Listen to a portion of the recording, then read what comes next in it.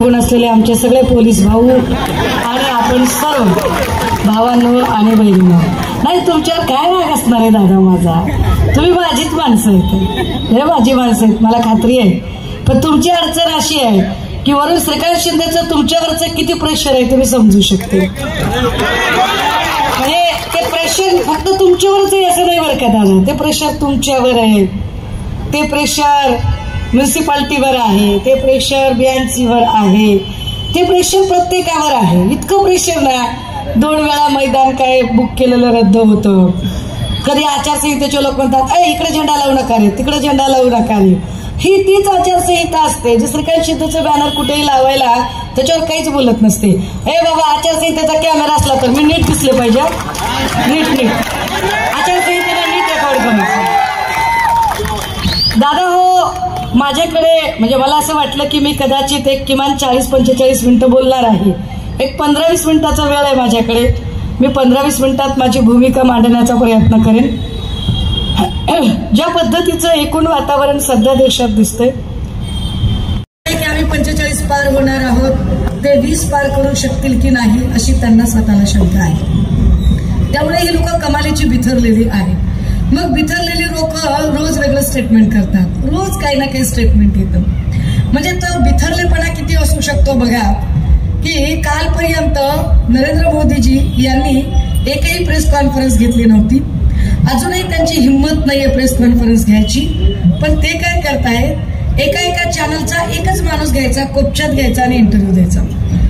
आणि तोही इतका कंट्रोल्ड वातावरणात द्यायचा की मला तर कधी कधी शंका वाटते की इंटरव्ह्यू कर्त्याकडून त्यांनी आधीच प्रश्नपत्रिका सगळी घेतलेली असते का, की तू मला काय काय प्रश्न विचारणार आहे. म्हणजे तुम्हाला आठवत असेल मागे एक इंटरव्ह्यू त्यांनी अक्षय कुमारला दिला होता. त्यावेळेला आप आम कैसे खाते हैं, काट के खाते हैं की चूस के खाते हैं. म्हणजे काय या देशामधला किती गहन प्रश्न असेल की आप आम कैसे खाते, काट के खाते की चूस के खाते हैं. तर इतका भयंकर, इतका अभ्यासू प्रश्न पंतप्रधानांना विचारणं म्हणजे कमालच आहे ना, डेअरिंग आहे ती माणसांची. आता ह्या सगळ्या डेअरिंग मध्ये मला मोदीजींवर मी काही फार बोलणार नाही. ते पेटेंट आम्ही सन्मान्य पक्षप्रमुख उद्धव साहेबांना दिले. आम्ही उद्धव साहेबांना सांगितलं, साहेब तुम्ही फक्त आणि फक्त ते अमित शहा आणि मोदी बघून घ्या, बाकी फडणवीस आणि बावनकुळे निपटायला आम्ही तयार आहोत. एक नंबर निपटू शकतो आम्ही. फडणवीसांवर राग असण्याचं एक महत्वाचं कारण हे आहे बरं का, मला असं वाटतं की मी कायद्याचा प्रचंड आदर करणारी मुलगी आहे. माझ्यासाठी कायदा परमोच्च आहे. हा देश ज्या दिवशी आम्ही सार्वभौमत्व म्हणून स्वीकारला त्याच दिवशी आम्ही कायद्याचं राज्य स्वीकारलं. According to article 14 everyone is equal before law. कायद्यासमोर सगळे सारखे आहेत आणि कायदा सगळ्यात सर्वश्रेष्ठ आहे. परंतु देवेंद्रजींच्या काळामध्ये या कायदा सुव्यवस्थेचे जे 3-13-9-18 झालेले आहेत तेवढे कुणाच्याही काळात झाले नाही. देवेंद्रजींच्या काळामध्ये जेवढा गृह खात्याचा अपमान झाला तेवढा अपमान कुणाच्याही काळात झाला नाही. म्हणजे मी वारंवार सांगते की एकीकडे नितेश राणे सारखा एखादा माणूस, म्हणजे बघा इथे मगाशी कोणीतरी बोललो होतं, सामाजिक चळवळीतले एक ग्रस्त बोलत होते. आपण सगळे लोक शेतकरी संघटनेची असतील, शेतकरी कामगार पक्षाचे असतील, सीपीआयचे असतील, सीपीएमचे असतील, रिपब्लिकन पार्टी ऑफ इंडियाचे असतील, चळवळीतली सगळी माणसं, ही माणसं वेगवेगळे मोर्चे करतात, आंदोलनं करतात. ते जेव्हा जेव्हा मोर्चे करतात ना त्या डिपार्टमेंटचे लोक त्यांच्याकडे ब्रह्मास्त्र मिळाले कलम 353चं. लगेच सरकारी कामकाजात अडथळा आणला, टाक 353, लगेच त्याला कंडम करून टाकायचं. पोलीस तर एवढ्या चटकन 353 टाकतात. म्हणजे हा मला एवढा अनुभव आहे ना की मी एकदा गेलं तर मला एक पीआय म्हटला, फार बोलताय का, हे करून टाकले म्हटला 353. आणि मी काय बोलले राजा तुला, तू लगेच माझ्यावर 353 टाकायचं. तर 353 होते कधी, जेव्हा प्रशासकीय कामकाजात अडथळा येतो किंवा प्रशासकीय कामकाज तुम्ही जाणीवपूर्वक तुमच्या बलशक्तीने, तुमच्या ताकदीने प्रभावित करण्याचा प्रयत्न करता आणि त्यामुळे एखाद्याला न्याय देण्यात अडचण येते, तेव्हा 353 नक्की पडू शकते. अशी 353 खरंच न्यायाने टाकली जाते का, याचं एकच उदाहरण सांगते. नितेश राणे एकदा असं म्हणाले की काय करायचं ते करून टाका रे, काय करायचं ते करा म्हटले. अजिबात काही मागे पुढे बघायचं नाही, काय कोणाला घाबरायचं नाही. आपला बाप सागर बंगल्यावर बसलाय. ह्यांचा पत्ता नारायण भाऊंचा पत्ता आहे कणकवलीचा आणि नितेश राणे सांगतोय की आपला बाप सागर बंगल्यावर बसलाय. असं मला त्याच्यात पण खोलात जायचं नाही. त्याच्यानंतर मग पोलीस जरा कॅमेरे घेऊन उभे राहायला लागले. वरबायटरी लिस्ट मध्ये नाव आलं असेल हे की नाही? तुमच्याकडे एक वरबायटरी लिस्ट, रंग सावळा, सशक्त बांधा, मध्य उंची, केस कुरळे, पोशाख साडी, भाषा मराठी, सुदृढ वर्णनाची व्यक्ती आपल्या हद्दीत आल्यास तिचे भाषण ध्वनिचित्र मुद्रित करावे. ती व्यवस्था नसेल तर ध्वनी मुद्रित करावे. तीही व्यवस्था नसेल तर टंकलिखित करावे. काही करावं पण भाषेत रेकॉर्ड करावं. आता असं भाषण त्यांनी नितेश राणेचं रेकॉर्ड करायला एक कॅमेरा पुढे आणला. जसाही पोलिसांनी कॅमेरा आणला, पुढे एकदा नितेश राणे म्हटलं, काय माझा व्हिडिओ रेकॉर्ड करता म्हणे. काय व्हिडिओ रेकॉर्ड करायचा ते करा. काय कराल? फार फार तर तुम्ही हा व्हिडिओ रेकॉर्ड कराल आणि तुमच्या बायकोला नेऊन दाखवाल. हा कोणता चिकना बांधताना? हा कोण असा की ह्याचा व्हिडिओ काढून बायकोला नेऊन दाखवा पोलिसांनी? आता सुरू झालं म्हणता म्हणता संपते. काय म्हणजे काय विषय बघा. एका अर्थाने नितेश राणेचं हे स्टेटमेंट पोलिसांवर प्रभाव आणणार आहे. एका अर्थाने हे स्टेटमेंट हे पोलिसांना आपल्या कामापासून परावृत्त करणे, त्यांच्यावर दडपण आणणार आहे. खरं तर यासाठी पोलिसांनी त्याच्यावरती 353 दाखल करणं अपेक्षित होतं. पण संबंध महाराष्ट्रात आणि त्या दिवशी ड्युटीवर असणाऱ्या एकाही पोलीस अधिकाऱ्याने ही हिंमत केली नाही की त्याच्यावर 353 दाखल करावी. नाही केली कुणी हिंमत. हाईट अशी की जो ज्या खात्याचा मंत्री असतो त्याने आपल्या खात्याच्या कर्मचाऱ्यांना आपली म्हणजे तो पालक असतो त्या खात्याचा. गृह खातं हे देवेंद्रजींकडे आहे. देवेंद्रजींनी पालक म्हणून जर माझ्या खात्याच्या कर्मचाऱ्यांना, पोलीस कर्मचाऱ्यांचा अवमान होत असेल तर मी याचा बदला घेतला पाहिजे, मी याच्यासाठी याला दंडित केलं पाहिजे असं म्हणत नितेश राणेवरती तक्रार दाखल करायला हवी होती. पण देवेंद्रजींनी सुद्धा तक्रार दाखल केली नाही. 4 दिवसापूर्वी एक व्हिडिओ व्हायरल होतोय केतन तिरोडकर नावाच्या माणसाचा. गेले 8 ते 9 महिने मी ड्रग्सच्या विरोधात भांडते दादा हो. गेले 8 ते 9 महिन्यांपासून मी ड्रग्सच्या विरोधातले इतके पुरावे पोलीस स्टेशनला सादर केले. इतक्या पोलीस ऑफिसर असतील, एक्साईजची लोक असतील, मंत्रिमंडळातले मंत्री असतील, आमदार असतील, त्यांचे चेले चपाटे असतील, पुराव्यासकट सगळे रेकॉर्ड दिले. पण अजूनही ड्रग्ज वरती कसली कारवाई होत नाही. केतन तिरोडकर स्पष्टपणे सांगतोय की mister Devendra Fadnavis, either support me और अरेस्ट मी. मला सपोर्ट करा किंवा मला अटक करा. पण देवेंद्रजी त्यावर चकार शब्द बोलत नाही. आपल्याला हे सरकार का बदलायचे त्याची कारणं नीट समजून घ्या.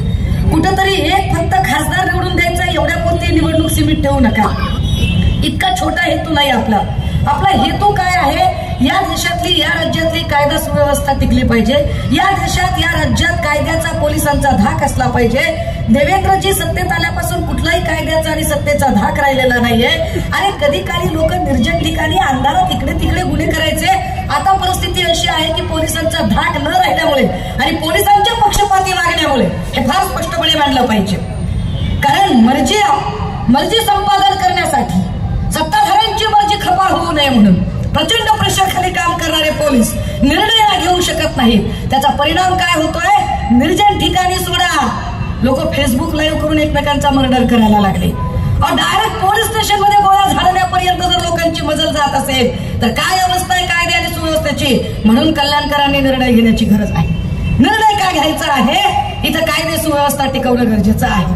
मगाशी पाण्यावरती फार बोललं गेलं. खरं तर पाणी प्रश्न पेटला आहे. मशाल पेटती ठेवण्यासाठी आता पाणी प्रश्न एवढा पेटलेला आहे आणि हा पाणी प्रश्न सोडवला जात नाही. जेवढी काही म्हणून कंत्राट असतात. मला वाटतं कुठे एबीपीने एकदा तोंडी परीक्षेसाठी बोलावलं. आवडता भाचा कोणता? म्हटलं मग माझा आवडता भाचा श्रीकांत आहे. का बरं? माणसानं खंडीभर खावं पण मांडी अडून कसं खावं ह्याची कला श्रीकांतकडे आहे. फार चांगली कला आहे. म्हणजे कंत्राट सगळी माझ्याकडे, ठेकेदार माझ्याकडे, एजन्स्या माझ्याकडे, चुनापुडी पासून ते मिनरल वॉटर पर्यंत आणि डीप फ्रीज पासून ते अगदी बल्ब पर्यंत सगळ्या प्रकारच्या एजन्स्या माझ्याचकडे असल्या पाहिजेत. एजन्स्यांच्यासाठी सगळ्या कंत्राटदारांचं क्लबिंग मीच केलं पाहिजे. मीच सगळ्या अधिकाऱ्यांना धंद्याला लावलं पाहिजे. सगळे अधिकारी मी माझ्याच अधीन ठेवले पाहिजेत. सगळ्या खात्याच्या अधिकाऱ्यांना मी रुबाबात सांगितलं पाहिजे. अशा पद्धतीचं जे राजकारण आहे ते राजकारण जर मोडीत करायचं असेल, दडपशाही, कारण एक कंत्राटदार जातो म्हणजे नुसता कंत्राटदार जात नाही. त्या कंत्राटदारासोबत इथले कामगार सुद्धा मरतात हे नीट लक्षात घ्या. इथल्या कंत्राटदारांची तर उपासमार केलीच केली, पण त्यांच्याजवळ काम करणाऱ्या तमाम कामगारांची उपासमार श्रीकांत शिंदेमुळे झाली हे नीट समजून घ्या. तुम्ही जे म्हणालात ना दादा की कामगार चळवळींच्या संदर्भाने फार जीव तोडून मांडायचा प्रयत्न करतोय. एक तिसरी गोष्ट काय गरजेचं आहे? इथे बदल झाला पाहिजे. मला याची कल्पना आहे की 10 वर्षापासून खासदार इथं होते. खासदार ज्या ज्या गोष्टी सांगतात तो MMRDAचा निधी आहे, तो राज्याचा निधी आहे. केंद्राचा निधी काय आहे याच्यामध्ये, केंद्राचा कोणता निधी वापरला, खरंच केंद्रामध्ये यांची चालते का. जे देवेंद्र फडणवीस आणि अमित शहा किंवा मोदीजी यांना भरीवर घालतात आणि सांगतात की असली आणि नकली शिवसेनेतला फरक, हे खरंच असली शिवसेनेचे पाईक आहेत का. श्रीकांत शिंदेचे वडील हे शिवसेना प्रमुख होऊ शकतात का. अहो शिवसेना प्रमुख कोण असतो. शिवसेना प्रमुखाचा एक दरारा, एक रुबाब होता आहे. कसा दरारा आणि कसा रुबाब की लक्षात घ्या, जेव्हा अटल बिहारीजी होते किंवा अडवाणीजी होते, अगदी गडकरी मुंडे साहेब होते, बाळासाहेब असतानाही वंदनीय बाळासाहेबांच्याही काळामध्ये जागा वाटपाची चर्चा करायची असेल तर दिल्लीतनं लोक तिथून इकडे येत होती आणि मातोश्रीचे उंबरे झिजवत होते. वंदनीय बाळासाहेबांच्या नंतर उद्धव साहेबांनी पक्ष हातात घेतला, पक्षाचा धुरा सांभाळली. पक्षाची धुरा त्यांनी सांभाळल्याच्या नंतर आता सुद्धा म्हणजे अगदी मागच्या काळात अमित शहा असतील किंवा नरेंद्र मोदी असतील, हे मातोश्रीचे उंबरे झिजवत होते. फरक काय नीट समजून घ्या. पण ज्यांना असली शिवसेना म्हणून गुंजारलं जातंय ते एकनाथ शिंदे भाऊ, हे टेंभी नाक्यावर कुणी भाजपचा नेता येत नाहीये. लक्षात घ्या, टेंभी नाक्यावर अमित शहा येत नाही, टेंभी नाक्यावर मोदीजी येत नाहीत. टेंभी नाक्याच्या एकनाथ शिंदे यांना दिल्लीत मुजरे करायला बोलावलं जातं. यावरूनच असली आणि नकली कोण आहे हे स्पष्ट होतं. बरं, त्यातही जेव्हा एकनाथ भाऊ असं म्हणतात की मी श्रीकांतला, मला वाईट वाटतंय की मी श्रीकांतला साधं हॉस्पिटल टाकून देऊ शकलो नाही. भाऊ, तुम्ही तुमच्या पोरांना हॉस्पिटल नाही टाकून देऊ शकला तर कल्याणकरांना आणि अंबरनाथकरांना तुम्ही काय हॉस्पिटल टाकून देणार आहात. तुम्ही तरी तो हॉस्पिटलचा मुद्दा मांडला. आणि ज्याला स्वतःच्या पोरांना दवाखान्यात टाकून देता आला नाही, तिथं आपली काय बात आहे, ते आपल्याला काय हॉस्पिटल टाकून देणार आहे, विचार करण्यासारखं आहे. बरं, तरी पण यांचा टेबा, आम्ही शिवसेना आहोत. तुम्ही कशी शिवसेना आहात. तुमच्या पोराची उमेदवारी जाहीर करण्याची ताकद तुमच्यात नव्हती. श्रीकांत शिंदेची उमेदवारी भाजपने जाहीर केली. भाजपने सांगावं लागलं की श्रीकांत शिंदेला कल्याणमधून उमेदवारी मिळणार आहे, पण तुमच्यामध्ये ती ताकद नव्हती, तुमच्या तोंडात तेवढे दात नव्हते की तुम्ही सांगावं. तुम्ही काय शानपण सांगायचे आम्हाला. पण ह्या सगळ्यांच्या उपर त्यांचं अजून एक असतं बरं का. म्हणजे आता समजा मी इथं बोलले आणि मी गेले की हे जे सगळे मीडियावाले येत नाही, हे काय करणार, हे श्रीकांत भाऊकडे जाणार आणि मग श्रीकांत शिंदेना विचारणार, असं त्या म्हणाल्या, असं म्हणाल्या, असं त्यांचं म्हणणं होतं, यावर तुमचं काय म्हणणं आहे. मग ते काय सांगणार, त्यांचं ठरलेलं उत्तर, अहो त्यांचं स्टेटमेंट तरी बघायचं होतं, त्यांनी शिवसेनेवर कशी टीका अरे केली की. मी लाख वेळा सांगते, माझ्यात आणि वंदनीय बाळासाहेबांमध्ये काही जरी साम्य असतं तर एका गोष्टीचं नक्की साम्य आहे. मी वंदनीय बाळासाहेबांसारखी एका गोष्टीत नक्की आहे, माझा शब्द म्हणजे बंदुकीची गोळी, एकदा गेली शोधत बसत नाही, इकडे पडली त्या तिकडे. हो, मी ठामपणाने सांगते, जेव्हा शिवसेना भाजपच्या सोबत होती आणि भाजपच्या प्रभावाखाली होती तेव्हा निश्चितपणे मी विरोध केला. पण मी तुमच्यासारखी खोक्यासाठी कुठेही बदललेली नाही. मी तुमच्यासारखी ईडीच्या भीतीने गेली नाही. मी तुमच्यासारखी कुठेतरी समृद्धीची फाईल निघाली म्हणून गेलेली नाही. सुषमा अंधारे फक्त आणि फक्त या देशाची घटना वाचवण्यासाठी, या देशाचा कायदा वाचवण्यासाठी, या देशातलं सार्वभौम समाजवादी, धर्मनिरपेक्षता, लोकशाही, गणराज्य ही 5 तत्व वाचवण्यासाठी सुषमा अंधारे इथं उभी आहे. कुणीही म्हणावं की शिवसेनेमध्ये कधी काही पदाची अपेक्षा केली का म्हणून ठामपणे सांगितलं की साहेब तुम्ही सांगाल ती भूमिका आम्ही पार पाडू. गेल्या 2 वर्षात खात्रीने सांगू शकते, एकही दिवस सुषमा अंधारे प्रवेश केल्यापासून घरात नाहीये. रोज आणि रोज महाराष्ट्र पिंजून करतोय आणि हे सगळं ताकदीने उभं राहताना आणि हे सगळं ताकदीने मांडताना आम्हाला काय गरज वाटते. तुम्ही आठवा दादा हो, जेव्हा बंड केलं ते बंड नव्हतंच, ती गद्दारी होती. बंड हा फार गुळगुळीत शब्द आणि फार गुटगुटीत शब्द त्यांनी वापरला. जेव्हा यांनी गद्दारी केली तेव्हा गद्दारी नंतर म्हणाले, काय शेतकऱ्याच्या पोराने मुख्यमंत्री होऊच नये का, काय शेतकऱ्याच्या पोराला मुख्यमंत्री होण्यात. अरे कोण म्हणलं शेतकऱ्याच्या पोराने मुख्यमंत्री व्हायचं नाही म्हणून. व्हावं की, आता झालाय ना, झालात ना तुम्ही. पण तुम्ही शेतकऱ्याचे पोरग म्हणून होतात का. जर पहिल्या टर्मला तुम्ही आमदार असतात तर तुम्ही शेतकऱ्याचे पोरग असतात. एवढ्या वेळा तुम्ही मंत्रीपद ही सगळी भोगली, सगळ्या आमदारच्या सगळ्या भोगल्या आणि तरी तुम्ही शेतकरी. बरं जाऊ द्या, आता तुम्ही शेतकरी पुत्र होता, आता तुम्ही श्रीकांत शिंदेला शेतकरी पुत्र म्हणू शकाल का. आता श्रीकांत शिंदे मुख्यमंत्री पुत्र आहे. मग ते म्हणतात कल्याणमध्ये काय उमेदवार दिला, कल्याण मधला उमेदवार अगदीच सामान्य चेहरा आहे. हो आहे, कल्याण मधला उमेदवार अगदी सामान्य चेहरा आहे. काय सामान्य घरातल्या बाईने निवडणूक लढू नये, काय सामान्य घरातल्या बाईने तुम्हाला आव्हान देऊ नये, दिलं पाहिजे. मुख्यमंत्री पुत्राला आव्हान देताना तेवढा सर्वसामान्य चेहरा देणं हीच आमच्यासाठी उद्धव साहेबांची सगळ्यात मोठी कामगिरी आहे. कारण शिवसेना एकमेव असा पक्ष आहे ज्याने लोकशाहीचा आणि सत्तेचा अर्थ अगदी सामान्य लोकांपर्यंत पोहोचवला. का गरजेची आहे ही निवडणूक, कशासाठी गरजेची आहे? आज मी देवेंद्रजींचं भाषण ऐकत होते, कुठेतरी माड्यात का कुठे बोलत होते ते, आणि तिथे बोलताना ते सांगत होते की महाराष्ट्र आम्ही कसा पुढे नेला. कशात पुढे नेला महाराष्ट्र? कशात पुढे नेला देवेंद्रजी तुम्ही महाराष्ट्र? इथले एक एक उद्योग तुम्ही बाहेर नेले. तिकडे सांगतायत ते काय म्हणाले की बघा म्हणे उद्धव ठाकरे आता शब्दाचे पक्के आहेत का, उद्धव ठाकरे वर्षाताईंना मतदान करणार. हो, महाविकास आघाडी करणार मतदान, पण तुम्ही ज्यांच्या मंचावर जाऊन बोलताय, ज्या अजित पवारांच्या मंचावर जाऊन बोलताय, त्या अजित पवारांबद्दल तुम्ही काय शब्द वापरले होते ते पाठवा. जे देवेंद्र फडणवीस म्हणाले होते की अजित पवार तो गयो चक्की पिसिंग पिसिंग अँड पिसिंग, आता तुमची काय अवस्था आहे? आता चक्की पिसिंग नाही, बहुत क्लोज किसिंग अँड किसिंग चाललंय ना तुमचं. ह्याच्यावर काय बोलणार आहात तुम्ही? हे कोणी तुम्हाला सांगणार आहे? आणि जर तुम्हाला एवढी गॅरंटी वाटत असेल, ओरिजिनची गॅरंटी आहे, मी तुम्हाला सांगतो, अरे किती रेखता, किती एका सुरात कान असे टिकतील असं बोलता. शांत बोला ना, शांत लोकांशी संवाद साधा ना. ओरडून ओरडून ओरडून ओरडून कशाला खोटं बोल पण रेटून बोल करताय? कशाला हिंदू मुस्लिम करताय? काय हिंदू मुस्लिम करताय? मुसलमान परेशान, कैसे परेशान हो रहा मुसलमान? हा, कशामुळे मुसलमान परेशान होईल?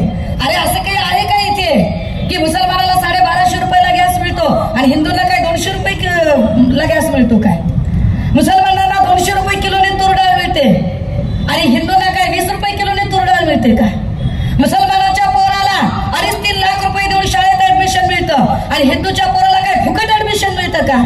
अरे हिंदू असेल, मुसलमान असेल, ख्रिश्चन असेल, बौद्ध असेल, जैन असेल, सगळेच पिसले जात आहेत महागाईमध्ये. सगळ्यांनाच महागाईचे चटके बसत आहेत. हा धर्माधर्माचा वाद आणला कोणी? कोण आणतं हा धर्माधर्माचा वाद? ज्यांना विकासावर बोलता येत नाही, ज्यांना मागच्या 10 वर्षातले आपले मुद्दे सांगता येत नाहीत, ते जाती धर्माच्या भिंती करतात. मला आनंद आणि अभिमान आहे इथल्या हिंदू मुस्लिम दोघांचाही की ज्यांनी भाजपच्या या चिथावणीखोर वक्तव्यांना अजिबात बळी पडले नाही आणि एकसंघतेने पुढे चालत राहिले. पण जसंही फडणवीसांच्या लक्षात आलं की हिंदू मुस्लिम दंगल होऊ शकत नाही, त्यांनी दुसरा डाव टाकला. कालपर्यंत आम्ही सगळे गावगाड्यात आणि एखाद्या सोसायटीमध्ये आम्ही सगळे गुण्यागोविंदाने नांदत होतो. कालपर्यंत इथला मराठा, साळी, माळी, कोळी, तेली, तांबोळी, आतार, भगवान, सुतार, लोहार, कुंभार, घिसाडी, कैकाडी, पारधी, आम्ही सगळे गुण्यागोविंदाने नांदत होतो. पण फडणवीसांमुळे मराठा विरुद्ध ओबीसी हे वातावरण इथं तयार झालं. फडणवीसांनी जाणीवपूर्वक मराठा विरुद्ध ओबीसी हा वाद इथं लावला आणि ते फडणवीस म्हणतात हिंदू, काय तुम्हाला हिंदूंबद्दल प्रेम आहे? काय आपुलकी आहे तुम्हाला हिंदूंबद्दल? बारसूर रिफायनरीमध्ये ज्यांच्यावरती लाठी हल्ला झाला ते हिंदू नव्हते का? लाठी हल्लाचे ऑर्डर करणारे अधिकारी हिंदू नव्हते का? लाठी हल्ला ज्या खात्याच्या कर्मचाऱ्यांनी केला, अर्थात पोलिसांनी, त्या खात्याचा मंत्री म्हणून देवेंद्र फडणवीस तुम्ही हिंदू नाहीत का? त्या देहूच्या आळंदीच्या वारकऱ्यांवरती लाठी हल्ला झाला, ते वारकरी हिंदू नव्हते का? त्यांच्यावर लाठी हल्ला झाला तरी लाठी हल्ला झालाच नाही असं रेटून खोटं बोलणारे देवेंद्रजी हिंदू नाहीयेत का? अंतरवली सराटीमध्ये ज्या मराठा भावांवरती लाठी हल्ला झाला ते हिंदू नव्हते का? अरे उलट तुमच्या काळात मुसलमानांपेक्षा हिंदू जास्त परेशान झाला. उलट तुम्ही लोकांना तुकडे तुकडे म्हणता, खरे तुकडे तुकडे गँग तर भाजपवाले आहे. खरी तुकडे तुकडे गँग आणि खरं जाती आणि भित्ती आणि जाती आणि धर्मांचं कंपार्टमेंटचं राजकारण इथं जर कोणी उभं केलं असेल तर ते राजकारण देवेंद्रजी आणि भाजपाने केलं. फुटीरतावादाचं राजकारण हे देवेंद्र फडणवीसांनी केलं. फुटीरतावादाचं राजकारण करताना ते आम्हाला शांतपणे शिकवतात. अरे कालपर्यंत ज्या रवींद्र वायकरांना अटक करण्याची भाषा करत होता, कालपर्यंत ज्या यामिनी जाधवांच्या घरी एवढी रोकड सापडली तेवढी रोकड सापडली म्हणत होता, त्याच यामिनी जाधव, तेच रवींद्र वायकर, तेच सगळे, तेच प्रताप सरनाईक, ज्यांच्यावर म्हणून तुम्ही आरोप केले ते सगळेच जण तुम्ही मांडीवर घेऊन बसलात. कुठली मोदीची गॅरंटी? मोदीला गॅरंटी असते तर एवढे पक्ष फोडले नसते. गॅरंटी नव्हती म्हणून तुम्हाला शिंदेच्या सोबत 40 फोडावे लागले, तरीही गॅरंटी मिळाली नाही. मग तुम्हाला राष्ट्रवादी फोडावी लागली, तरीही गॅरंटी मिळाली नाही. म्हणून तुम्हाला अशोकाच्या झाडाला कमळाचं फुल करावं लागलं, तरीही गॅरंटी मिळाली नाही. म्हणून तुम्ही बंद पडलेलं इंजिन आपल्या यार्डात आणून लावलं. तुम्ही शानपण सांगताय काय? कुठलं शानपण सांगताय तुम्ही? आणि तुम्हाला असं वाटतं की तुम्ही काहीही बोलाल, मियां मुंह में जुबान हम भी रखते हैं. त्यामुळे देवेंद्रजींनी हे लक्षात ठेवायचं कि जिनके घर शीशे के होते हैं वो लाइट चलाकर कपड़े नहीं बदला करते. फिर क्या होता है? ऐसा किया तो मुलुंड वाले के जैसे HD सीढ़ियां निकले ना, वैसे सीढ़ियां निकलते हैं. एक आक्रस्ताळी बाई कुणीतरी उठते आणि शानपण तीनपाट असो. या आक्रस्ताळ्या बायकांबद्दलही बोला वाटत नाही. यायला सुप्रिया सुळेंची पर्स बाळगू बाळगू मोठ्या झालेल्या या बाया, काय बोलायचं यांच्यावर? आणि यांनी आम्हाला शानपण सांगायचं तुमच्या जाहिरातीत असं आहे. मुळात तुम्ही कशाला बघायला गेलतीस? हा, तू कशाला बघायला गेलतीस तिकडे? तुम्ही आम्हाला शानपण सांगायचं? अरे या देशातल्या महागाईवर बोला ना. काय या देशात महागाई झाली आहे त्याच्यावरती बोला. तुम्हाला जर वाटतंय की 80 करोड जनतेला राशन दिल्यामुळे तुम्ही महागुरू होताय तर चूक. फुली, एकदम फुली. अरे 80 कोटी लोकांना रेस्टिंगच्या रांगेत उभा करणं म्हणजे विश्वगुरू नसतं. 80 कोटी लोकांना एम्प्लॉयमेंट मिळवून देणं म्हणजे विश्वगुरूचं काम असतं. ते तुम्ही करू शकताय का ते बोला. त्यावरती तुम्ही काय बोलणार आहात ते सांगा. किती किती किती खोटं बोलाल, किती खाली पातळीला उतराल. 2 टप्प्यातलं फक्त वोटिंग झालं दादा हो. 2च टप्प्यातलं वोटिंग झालं आणि यांना कळलं की इलेक्शन फिरलंय, वातावरण फिरलेलं आहे, आपल्या विरोधात चाललेलं आहे. आपल्या विरोधात वातावरण चाललंय म्हटलं की लगेचच विजयाकडे घोडदौड करणाऱ्या शशिकांत शिंदेवर अटकेची टांगती तलवार ठेवली. तिकडे माड्यामध्ये अभिजित पाटील फार जोरात प्रचार करतायत. म्हटलं की अभिजित पाटलांच्या विठ्ठल नागरी सहकारी साखर कारखान्यावर जप्ती आणली आणि काय खोडगेपणाचा कळस. त्याच अभिजित पाटलांना भाजपात घेऊन आज देवेंद्र फडणवीस स्टेजवर म्हणताय अभिजितराव कारखाना कसा चालवायचा ते तुमच्याकडे शिकलं पाहिजे. अरे जनाची नाही तर मनाची तरी काय बोलताय तुम्ही? काय लोकांच्या कानात भिडे आहेत? ह्याच्या आक्रस्ताला बायका बोलतात, त्या बायकांना कळत नाहीये. इथून एक महिला उभी राहिलीये. काय महिलांचे प्रश्न, महिला असुरक्षेबद्दल किती संवेदनशील आहे हे सरकार. म्हणजे आम्हाला शानपणे शिकवणाऱ्यांना कळत नाहीये की बिल्किस बानोच्या बलात्काऱ्यांना मिठाया भरवणारी हीच भाजपा, हाथरस उन्नाव कठवामध्ये गप्प बसणारी हीच भाजपा, कुलदीप सेगर सारख्या बलात्काराच्या समर्थनात मोर्चे काढणारी हीच भाजपा. अथलेटिक्स आणि ऑलिम्पिकच्या आमच्या पोरींनी ज्या ब्रिजभूषण सिंग वरती लैंगिक शोषणाचे आरोप केले, त्याच ब्रिजभूषण सिंगच्या पोराला जर तिकीट देत असतील तर हे कसले बेटी बचाव वाले, हे तर बेटी भगाव वाले लोक आहेत. आणि काय लेकीबाळांची सुरक्षा कळलेली आहे. एक प्रज्वल रेवन्ना, तो प्रज्वल रेवन्नाचे 3000पेक्षा अधिक सेक्स व्हिडिओ व्हायरल होतात आणि यावर यांच्या आक्रस्ताळ्या बायका चकार शब्द काढत नाही.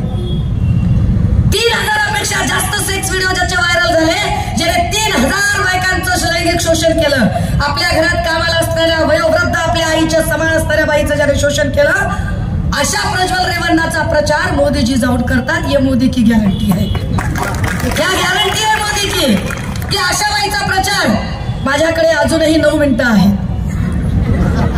म्हणजे पोलिसांमध्ये चलबिचल होण्याच्या आधी मीच सांगितलं पाहिजे त्यांना. आणि एखादी केस माझ्या अंगावर पडली तरी घेईन मी, डोंट वरी. त्या प्रज्वल रेवन्नाचे हात बळकट करा. कशासाठी बळकट करायचे मोदी सांगतात. रेवन्नाचे हात बळकट करा. कशासाठी मोदीजी, कशासाठी बळकट करायचे? इकडे मोदी सांगतात, इकडे काय देवेंद्र फडणवीस सांगतात मोदीजींचे हात बळकट करा. श्रीकांत शिंदे म्हणायचं मोदीजीचे हात बळकट करा. कोण बळकट करणार? श्रीकांत शिंदे, नरेश मस्के, यामिनी जाधव. अरे ज्यांचे हात दुनियाचे भ्रष्टाचाराने कळकट आणि बळकट झाले, असे कळकट हात काय सत्ताधाऱ्यांच्यात बळकट करतील? आम्हाला मोदींचे हात बळकट करायचे नाहीये. आम्हाला या देशात लोक पावत चाललेली संविधानिक व्यवस्था बळकट करायची आहे. म्हणून ही लढाई आमच्यासाठी महत्वाची आहे. आम्हाला इथे पुन्हा एकदा कायद्याचं राज्य स्थापित करायचं आहे. जे लोक सांगतायत वन नेशन वन इलेक्शन, हम वन नेशन वन इलेक्शन में यकीन नहीं रखते हैं. वन नेशन वन इलेक्शन ये हुक्मरान करने वाली बात होती है। हम बोल रहे हैं कि वन नेशन वन इलेक्शन नहीं, वन नेशन और वन एज्युकेशन की ज्यादा जरूरत आहे। टाटा बिर्ला आणि अंबानीच्या पोरांना ज्या क्वालिटीचं शिक्षण मिळेल त्याच क्वालिटीचं शिक्षण आमच्या लेकरांना मिळालं पाहिजे, यासाठी इंडिया महाविकास आघाडी कटिबद्ध असेल। म्हणून ही निवडणूक आम्हाला महत्वाची आहे। ही निवडणूक आम्हाला का महत्वाची आहे? अनंत हेगडे, पंकजा मुंडे किंवा सुब्रमण्यम स्वामी किंवा आता ज्यांनी अर्थमंत्री पद भोगलं त्या निर्मला सीतारामन यांचे यजमान प्रभाकर परकला हे स्पष्टपणे सांगतात कि अगर 2024 को हम चुनकर आए तो हम संविधान को बदल कर रहेंगे। परकला म्हणतात की 2024 दादा हो, खरंच वातावरण फिरलेलं आहे। यांनी काय पैसे खर्चायचे ते खर्चू दे, काय श्रीकांत शिंदेंना अजून नगरसेवक फोडायचे ते फोडू दे। इथून कुणाला वाळेकरांना फोडलं का त्यांनी? काय काय वाळेकर बापूला फोडल्यावर काय होतंय? आणि तुम्ही धाप तपस्या करून त्याला तिकडे घेऊन जाल, कदाचित तो माणूस तणाने तुमच्याकडे असेल, मनानं कुठेही तुम्हाला माहिती आहे। जेवढे नगरसेवक तुम्ही घेऊन गेलात त्या नगरसेवकांमधले अर्धे नगरसेवक आमचं काम करणार आहेत, आम्हाला खात्री आहे। तुम्ही काही जरी म्हणलात तरी या लोकसभेमध्ये जे 6 आमदार आहेत त्या 6 पैकी किमान 4 आमदार आमचं काम करतील, आम्हाला खात्री आहे। कारण त्या 4 आमदारांचा अख्खा स्वाभिमान तुम्ही पायदळी तुडवलेला आहे। त्या 4 आमदारांना तुम्ही जो त्रास दिला, त्या आमदार गणपत गायकवाडांच्या माय माऊलीला कारण नसताना जो त्रास होतोय, आम्हाला माहिती आहे की तुम्ही काय पद्धतीनं दबावाचं राजकारण करताय। गॅरंटी आहे ना तुम्हाला मोदीची? फार गॅरंटी आहे ना तुमच्या पप्पांनी काम केल्याची? तर तुमच्या पप्पाला एवढी माणसं का फोडावी लागतात?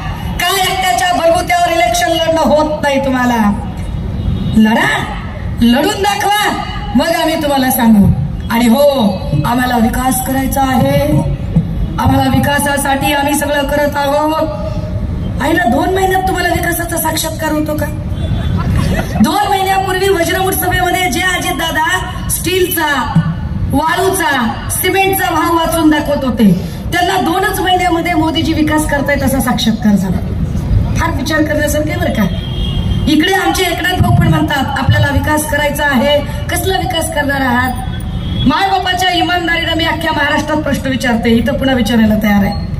मोदीजी आणि त्यांचे इथले भक्तुल्ले आणि त्यांचे हिमायतगार झालेले एकनाथ शिंदे साहेब आणि श्रीकांत या सगळ्यांनीच उत्तरं द्यावी। मी 10 वर्ष धरत नाही, मी तुमचे फक्त 9च वर्ष धरते। 10वं वर्ष पूर्ण व्हायचं म्हणून थांबवते। 9 वर्षासाठी तुम्हाला 9च प्रश्न आम्ही विचारतोय, त्या 9 प्रश्नाची उत्तरं तुमच्याकडे आहेत का सांगा।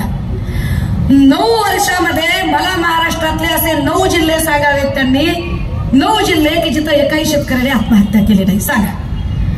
या महाराष्ट्रातले 9 अशी शहरं सांगा की जी स्मार्ट सिटीच्या नावाखाली तुम्ही 100% डेव्हलप केले आहेत, दाखवावे त्यांनी। 9 असे खासदार दाखवावेत त्यांनी की ज्यांनी खासदार दत्तग्राम योजनेतनं गावं दत्तक घेतली होती आणि त्या गावांचा 100% कायापालट केला। श्रीकांत शिंदेने कोणतं गाव दत्तक घेतलं होतं आणि त्या गावाचा कायापालट झाला की नाही हे पण त्यांनी सांगावं। तुम्ही नावं जाहीर करायची, मी कागदपत्र दाखवायची। 9च मला 9 वर्ष फक्त राज्य सांगा की मोदींच्या काळामध्ये त्या 9 राज्यांमध्ये दलित आणि अल्पसंख्याकांवर अजिबात अत्याचार झाले नाही। मला 9 असे जिल्हे सांगावेत, 9 अशी राज्य सांगावेत की जिथं एकही माय माऊली प्रताडित झाली नाही, एकाही महिलेचं लैंगिक शोषण झालं नाही आणि अत्याचार झाले नाही। 9 असे भाजपचे नेते सांगा, 9च नेते की ज्या 9 भाजपच्या नेत्यांवर ईडीने कारवाई केली। का?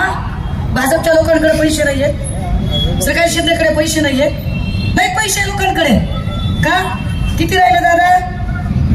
आपण प्रवेश माईक बंद करू दादा, 3 मिनिटं कार नाही। भाजपच्या लोकांकडे पैसे नाहीयेत का? ईडी त्यांच्या मागे लागत नाही।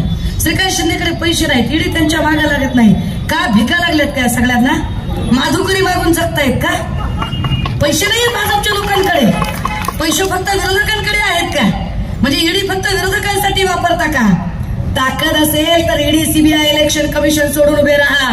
तुम्ही कसली गॅरंटी देताय? फॅशन के दौर में कोई गॅरंटी का जमाना नाही आहे। आणि मी मगाशी सांगितलं परत एकदा सांगते, सगळीकडे मार्केटमध्ये बोर्ड असतो, एकदा विकलेला माल परत घेतला जाणार नाही। जर विकलेला माल परत घेतला जात नसेल असेल तर विकलेला खासदार आणि विकलेला आमदार कसा परत स्वीकारायचा आम्ही तुम्ही सांगा. आम्हाला विचार करावा लागेल त्यावरती की तुम्ही आम्हाला कुठल्या गॅरंटीच्या गप्पा मारताय. अरे गॅरंटी आहे ती उद्धव बाळासाहेब ठाकरे नावाची, ज्या माणसाने तो आज गेला ईडी, सीबीआय, इलेक्शन कमिशन, केंद्रीय गृह खातं, राज्याचं गृह खातं, आसामचं पोलीस खातं, गोव्याचं पोलीस खातं, सगळ्या पोलीस खात्यांनी ताकद लावली, सगळ्या स्वायत्त यंत्रणा पाठीशी लागल्या, 105 आमदार, सगळे खासदार आणि त्याच्यासोबत लाखो लावारिस पेट्रोलर्स एवढे सगळे मारा करत होते. तरीही एकटा वाघ ताकदीनं लढत होता. गॅरंटी त्याची, गॅरंटी 100 लोकांच्या बॉडीगार्ड मध्ये फिरणाऱ्याची गॅरंटी नसते. आज तुला तुझ्या जीवाची गॅरंटी नाही, तू एकटा फिरू शकत नाही. आम्ही एकटे फिरून दाखवतो आणि वारंवार सांगतो की कळप लांडग्यांची असतात, वाघीण एकटीच येते. ताकदीनं सांगतो, गॅरंटीच्या बाता मारताय. दादा हो, दडपशाही मोडून काढली पाहिजे. सगळ्यात महत्वाची अडचण काय माहितीये का आपली? आता आपल्या मनातली भीती गेली पाहिजे, दडपशाही मोडून काढली पाहिजे. डर के आगे जीत, ये डर निकलना चाहिए. यांनी जे हे पोलीस आणि या सगळ्याचे खाके दाखवलेत ना, ह्याच्या सगळ्या भीती दाखवल्या आहेत. मुक्त संवादच्या माध्यमातून मागच्या वेळेला आले होते. इथले सगळे वकील सांगतात की महाराष्ट्रातला सगळ्यात जास्त जर क्राईम रेट कुठला असेल तर तो कल्याणचा क्राईम रेट आहे. सगळ्यात जास्त क्राईम रेट. काय पद्धतीचं वातावरण करून ठेवलंय. हा क्राईम रेट जर कमी आणायचा असेल तर इथं बदल झाला पाहिजे. ताकदीने इथं सांगितलं गेलं पाहिजे. आणि हो, शेवटच्या 1-1.5 मिनिटात एक सांगते अजून, जाहिरातींना बळी पडू नका बरं का. पुढं सांगते, जाहिराती चांगल्या गोष्टीच्या नसतात. तुम्ही नेटफ्लिक्स आणि अमेझॉन जेव्हा स्क्रोल करता ना, त्यावर तुम्हाला चांगलं पुस्तक वाचायची जाहिरात येत नाही, चांगल्या एखाद्या प्रोडक्टची जाहिरात येत नाही, दुधा तुपाची, दह्याची, बदामाची, ज्या तब्येतीला चांगले आहेत त्याची जाहिरात येत नाही. जाहिरात कशाची येते? जंगली रवी में आओ ना महाराज. जाहिरात कशाची असते? बोलो जुबा केसरी. जाहिरात कशाची असते? खूब जमेगा रंग जब मिल बैठेंगे 3 यार, आप, मैं और भाग पाय पर. जाहिरात वाईट गोष्टींची असते दादा हो. मोदीजी वाईट विचारांचे आहेत, देवेंद्र फडणवीस वाईट विचारांचे आहेत. त्यांचा विचार जातीवादी आहे, त्यांचा विचार धर्मांध आहे, त्यांचा विचार जात आणि धर्मांमध्ये भिंती निर्माण करणारा आहे, त्यांचा विचार जातीमध्ये धर्मामध्ये विष पेरणारा आहे. आणि विषारी विचार असणारे लोक जाहिरातींचा मारा करतात. आम्हाला जाहिरात करायची गरज नाही. आम्ही एवढंच सांगू शकतो की पश्चिम बंगालमध्ये ममता बॅनर्जी तट देऊन लढत आहेत. तेजस्वी यादवाने शड्डू ठोकलेला आहे. इकडे केरळमध्ये ह्यांना कुणीच घुसू देत नाही मध्ये. तमिळनाडूमध्ये हे 0 आहेत. आंध्र कर्नाटकचं चित्र तुमच्या समोर आहे. आणि महाराष्ट्रातलं सगळं वातावरण फिरलंय. पंजाब आणि वरच्या भागामध्ये ज्या शेतकऱ्यांच्या आंदोलनाच्या मार्गात यांनी काटे पेरले, खिळे ठोकले, तेही लोक यांच्या सोबत नाहीयेत. त्यामुळे घाबरायचं काही कारण नाही. हे तर हे, पण खात्रीनं सांगते, मागच्या वेळेला सांगितलं होतं, पुन्हाही एकदा तमाम आमच्या पोलीस भावांनाही, दादा हो, काय आमच्यावर दडपण आणायचं ते आणाकडे तुम्ही. 4 महिन्याच्या नंतर तुमच्या सोबत आम्हीच असणार आहोत, खात्रीनं आम्हीच असणार आहोत. आणि म्हणून वेळ, इथे माझी वेळ, आता आचारसंहितेची जी वेळ आहे ती मला परमिशन घ्यायला सांगते. कुणाचीही माफी मागणार नाही. मला असंच बोलायचं होतं, हेच बोलायचं होतं, याच भाषेत बोलायचं होतं, याच शब्दात सांगायचं होतं. बोलून शब्द बदलायला मी काही देवेंद्र फडणवीस किंवा एकनाथ शिंदे नाही. मी सुषमा अंधारे आहे. ठामपणे येणाऱ्या 20 तारखेला मशालीवर शिक्कामोर्तब करूया. थांबते, रजा घेते. जय हिंद, जय महाराष्ट्र. धन्यवाद.